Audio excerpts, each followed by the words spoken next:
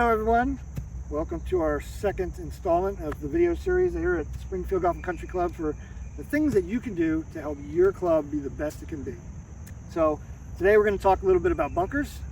I could probably talk for 2 or 3 days about bunkers, but really the basics are trying to make sure you leave it in a condition that you would be okay with your ball ending up in if you had to play a shot from the bunker.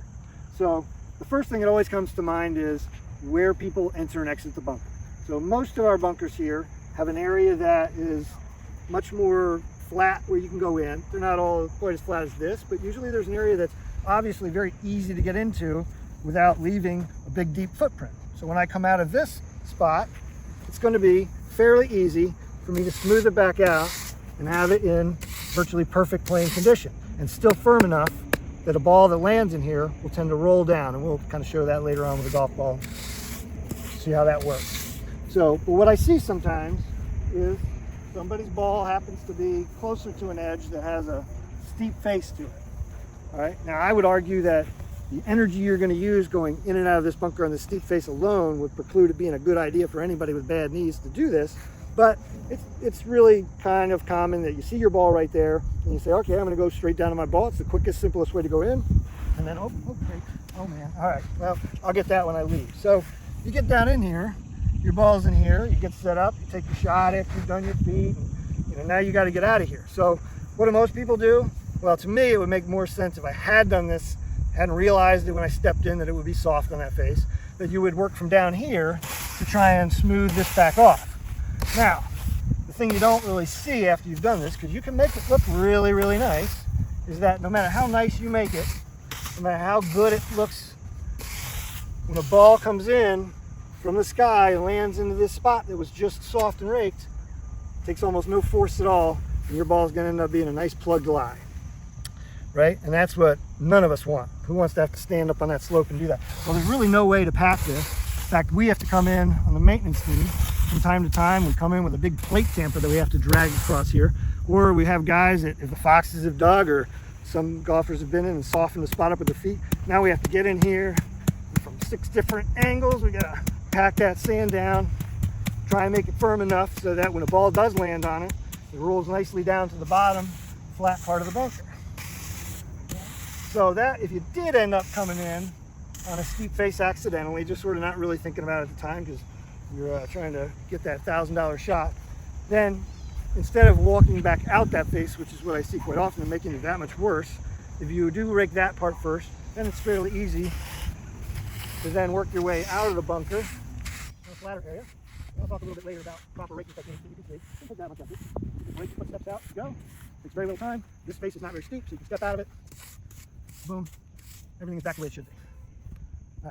All right, so we did a little bit about steep faces on another bunker where sort of there wasn't a whole lot of walking differences. And here's a great example of what I see people do that kind of makes sense on its face, but once you see how easy it is to do it a better way that will help the conditions stay better, I think you'll see that it makes more sense. And here's our second bunker on hole number 15.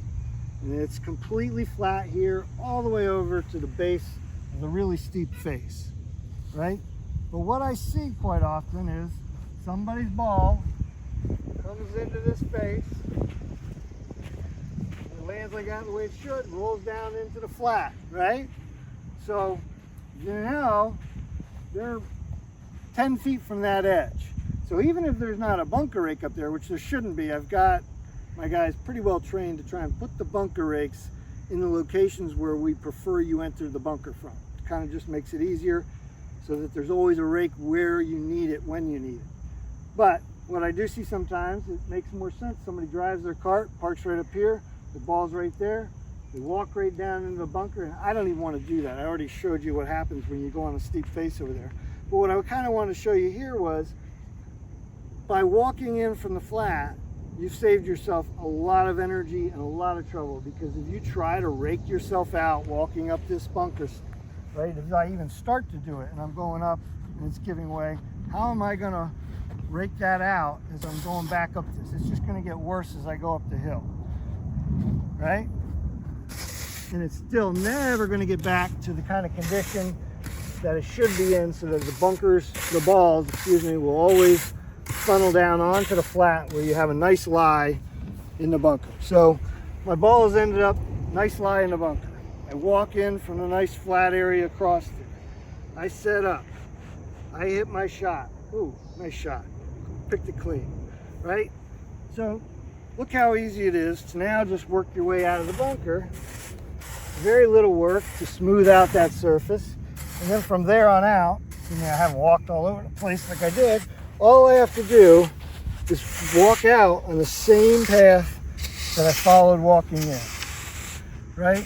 And if I do that, my feet, my footprints disappear as I come.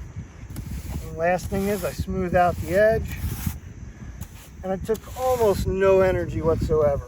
Less energy raking my way in and out of here than it would have just walking up the steep face, where I would have then been left with a surface that would be almost impossible.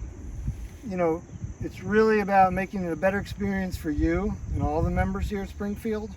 If you put in a little bit of kind of thought that it takes to come to the right spot, to enter the bunker in the right place, and leave yourself with a wonderful surface to hit off of.